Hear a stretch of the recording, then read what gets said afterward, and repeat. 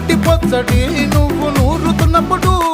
బయట తోటి చెమట నువ్వు తుడుచుకున్నప్పుడు, దండాన నీ సొక్క ఆరేస్తున్నప్పుడు, నీ ఒంటి వాసన తెగ గుర్తొచ్చినప్పుడు, రెండు చేతులెత్తి జుట్టు ముడిసినప్పుడు, జండు కత్తుకొని పడుకున్నప్పుడు, అలసిపోయి నువ్వు ఆవలించినప్పుడు,